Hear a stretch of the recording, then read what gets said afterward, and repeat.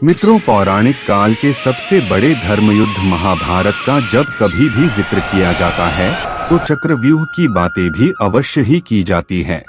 जी हाँ, वही युद्ध रणनीति व्यूह जिसमें फंसकर अर्जुन और सुभद्रा का पुत्र अभिमन्यु मारा गया था।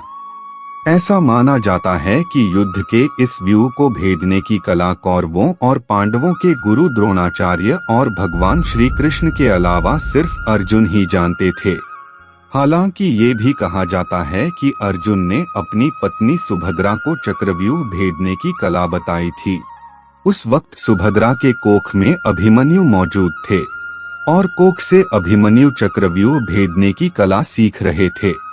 लेकिन अर्जुन की बात सुनते सुनते सुभद्रा को नींद आ गई, जिसके बाद अभिमन्यु चक्रव्यूह के 6 दरवाजे को तोड़ने की कला तो सीख गए, लेकिन 7वें द्वार को तोड़ने का राज ही रह गया।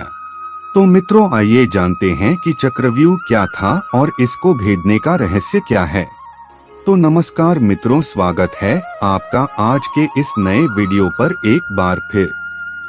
मित्रों, पौराणिक काल में युद्ध के दौरान दुश्मनों पर अपनी जीत सुनिश्चित करने के लिए दोनों पक्ष की सेना क्रौंच, सर्प, गरुड़ और चक्रव्यूह जैसे व्यूह की रचना किया करते थे, जिसमें सबसे ज्यादा घातक व्यूह चक्रव्यूह को माना जाता है। ऐसा माना जाता है कि उस काल में चक्रव्यूह युद्ध की ऐसी रणनीति थी जिसमें बड़े से बड़े योद्धा मात खा जाते थे। इस व्यूह की रचना में हजारों सैनिकों का इस्तेमाल किया जाता था, जो कई किलोमीटर की दूरी तक एक ऐसा चक्र बना लेते थे जिसमें प्रवेश करके कोई भी आसानी से बाहर नहीं जा सकता था। इस व्यूह की रचना में लगे सैनिक हमेशा अपना स्थान बदलते रहते थे, जिस वजह से चक्रव्यूह आसमान से देखने पर एक घूमते हुए चक्र की तरह दिखता था। चक्रव्यूह को देखने पर इसमें अंदर जाने का रास्ता तो नजर आता था, लेकिन बाहर निकलने का रास्ता नजर नहीं आता। मित्रों, चक्रव्यूह में सैनिकों की 7 सुरक्षा पंक्ति हुआ करती थी, जिसमें सबसे पहली पंक्ति के सैनिक हमेशा चारों ओर घूमते रहते थे। चक्रव्यूह के पहले सुरक्षा पंक्ति पर सामान्य सैनिकों को तैनात किया जाता था। यदि कोई योद्धा पहली पंक्ति के किसी सैनिक को मारकर अंदर प्रवेश कर भी जाता था, तो मरे हुए सैनिकों की जगह क्षण भर में दूसरे सैनिक ले लेते थे। चक्रव्यूह के दूसरे पंक्ति में पहली पंक्ति के मुकाबले ज्यादा कुशल सैनिकों को तैनात किया जाता था, ताकि वो दुश्मनों को अंदर जाने से रोक सके। ठीक इसी तरह व्यूह के 6ठी सुरक्षा पंक्ति तक युद्ध कौशल के हिसाब से सैनिकों और योद्धाओं को तैनात किया जाता था, और सबसे अंतिम यानी 7वीं पंक्ति में व्यूह की रचना करने वाले अपने सबसे कुशल और बलशाली महारथियों को रखते थे। जैसे कि महाभारत युद्ध के 13वें दिन कौरवों के सेनापति गुरु द्रोणाचार्य ने जब पांडवों पर विजय पाने के लिए चक्रव्यूह की रचना की थी, तब 7वीं पंक्ति में उन्होंने अपने अलावा दुर्योधन, दुःशासन, कर्ण, कृपाचार्य, अश्वत्थामा जैसे महारथी को तैनात कर रखा था।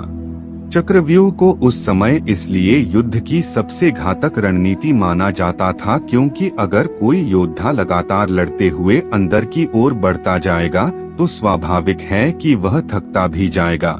जैसे जैसे वो सुरक्षा पंक्तियों को तोड़ता हुआ अंदर बढ़ता जाएगा, वैसे वैसे अंदर के जिन योद्धाओं से उसका सामना होगा वो थके हुए नहीं होंगे। ऊपर से वे पहले वाले योद्धाओं से ज्यादा शक्तिशाली और युद्ध कौशल में ज्यादा निपुण भी होंगे।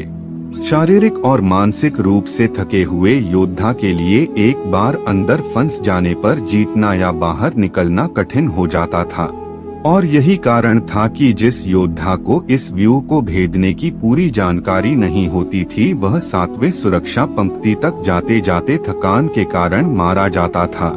और आपको याद ही होगा कि जब कौरव पक्ष के योद्धाओं ने अभिमन्यु का वध किया था, तो वो भी चक्रव्यूह के 7वें दरवाजे पर था और बेहद ही थका हुआ था। चक्रव्यूह भेदने का रहस्य।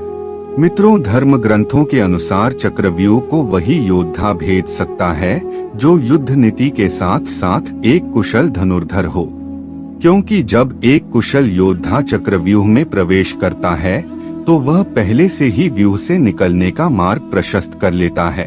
वह जानता रहता है कि बाहर की ओर योद्धाओं की संख्या कम है, जबकि अंदर के योद्धाओं का घनत्व ज्यादा है। घनत्व को बराबर या कम करने के लिए ये जरूरी होगा कि बाहर की ओर खड़े अधिक से अधिक योद्धाओं को मारा जाए। इसलिए वह व्यूह को घुमाते चलाते रखने के लिए अधिक से अधिक योद्धाओं को अंदर से बाहर धकेलता जाता है।